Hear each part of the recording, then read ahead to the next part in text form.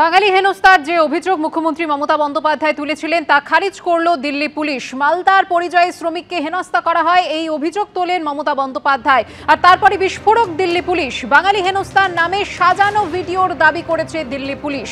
মালদার রাজনৈতিক কর্মী তথা এক আত্মীয়ের কথাতেই ভিত্তিহীন এই ভিডিও। দিল্লিতে সাদা পোশাকের পুলিশের হাতে হেনস্থা 25,000 চাওয়ার দাবি।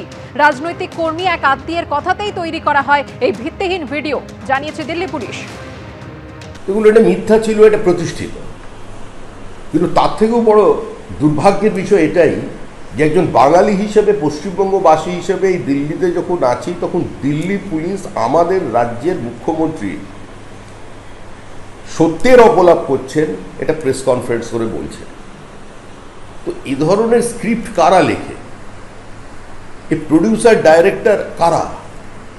মুখ্যমন্ত্রী প্রতিভাবান, মুখ্যমন্ত্রী বই লিখেছেন, ছবি এঁকেছেন, সুর দিয়েছেন, কিন্তু আমাদের রাজ্যের মুখ্যমন্ত্রী তিনি এত দুর্বল চিত্রনাট্য মানুষের সামনে নিয়ে আসবেন?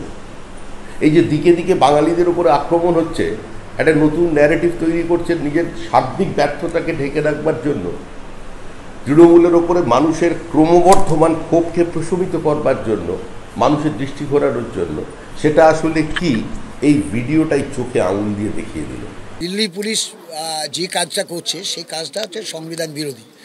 প্রাথমিকভাবে আধার কার্ড, ভোটার কার্ড থাকলে তুমি এনকোয়ারি করতে পারো, কিন্তু তাকে তুলে নিয়ে গিয়ে ডিটেনশন করতে পারো না। অ্যাকচুয়ালি দিল্লি পুলিশ যা বলেছে, আর মুখ্যমন্ত্রীর কাছে যে ইনফরমেশন সেভাবে আমি অবহিত নই, কিন্তু আমি এই মুহূর্তে সারা ভারতবর্ষে, বিশেষ করে বিজেপি শাসিত রাজ্যে যেটা ঘটছে, এবং তার জন্য সুপ্রিম কোর্টকে একটা কড়া রিয়াকশান দিতে হয়েছে যে তুমি দরকার হলে, সুপ্রিম কোর্ট বলছে যে ভোটার লিস্ট যে রিভিশন হচ্ছে সেটা বাতিল করা। কালকে চিফ একজন জাজ বলেছেন ডিভিশন বেঞ্চে যে দরকার হলে আমরা এই যে রিভিশন হচ্ছে তার যে তালিকা সেটা আমরা বাতিল করতে পারি। মানে এতটাই অ্যাগ্রিভেট সুপ্রিম কোর্ট যে তারা বলছে যে আমরা এটা বাতিল করতে পারি। তার মানে ইরেগুলারিটিসটা এবং এক্সটর্শনটা, অত্যাচারটা একটা এমনভাবে হচ্ছে যার এগেইনস্টে সুপ্রিম কোর্ট এই ভার্ডিক্ট দিতে বাধ্য হয়েছে।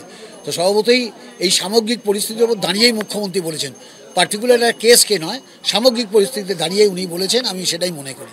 এসআইআর বিতর্কে দিল্লিতে প্রতিবাদ তৃণমূলের। সংসদ ভবনের সামনে প্ল্যাকার্ড হাতে বিক্ষোভ।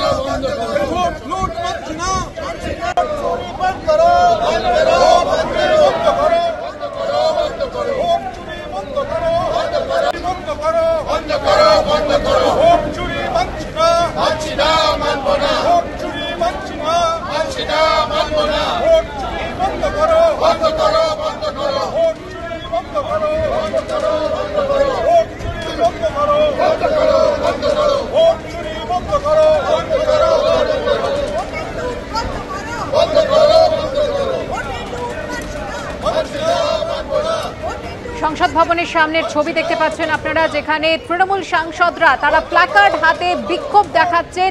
এসআইআর বিতর্কে দিল্লিতে এভাবেই প্রতিবাদ তৃণমূলের, যেখানে স্লোগান উঠল, ভোট চুরি বন্ধ করো।